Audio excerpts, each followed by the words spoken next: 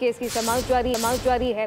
सुन्नी इत्तेहाद council के वकील फैसल सिद्दीकी ने दलाल का आगाज कर दिया। कहा कि आज़ाद उम्मीदवारों की बड़ी तादाद सुन्नी इत्तेहाद काउंसिल में शामिल हुई। तफसीलात क्या है, जुल्करनैन इकबाल से जानते हैं। जी जुल्करनैन, समाअत का अहवाल बताइएगा। अजय की समाअत अभी जारी है और जस्टिस अमीनुद्दीन खान ने आज जो समाअत के आगाज पर ही फैसल सिद्दीकी से इस्तफसार किया कि आप सुन्नी इत्तेहाद काउंसिल के वकीलों और तमाम जो बेंच के 13 जजेस थे उन्होंने सुन्नी इत्तेहाद काउंसिल की जो अपील है उसको खारिज किया था। तो क्या आप नजरसानी दरखास्तों की हिमायत करते हैं या उसकी मुखालफत कर रहे हैं, क्योंकि फैसला तो आपके खिलाफ आया था।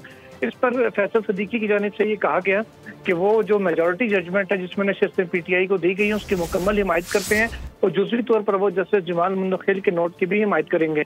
उन्होंने कहा कि भले मैं ये केस हार गया था लेकिन सुन्नी इत्तेहाद काउंसिल की हार में भी सुन्नी इत्तेहाद काउंसिल की जीत हुई, क्योंकि जो नशिस्तें हैं वो असल हकदार तक मिली हैं। इस पर उन्होंने फैसल सिद्दीकी अपने दलाइल का आगाज करते हुए कहा कि पीटीआई से जो बल्ले का निशान छीना गया था यहीं से सारे तनाज़े का आगाज हुआ था। इस पर जैसे अमीनुद्दीन खान ने उन्हें टोकते हुए कहा कि जारी है। जुल्करनैन इकबाल, बहुत शुक्रिया। सब्सक्राइब करें और बेल दबाएं ताकि कोई खबर रह न जाए।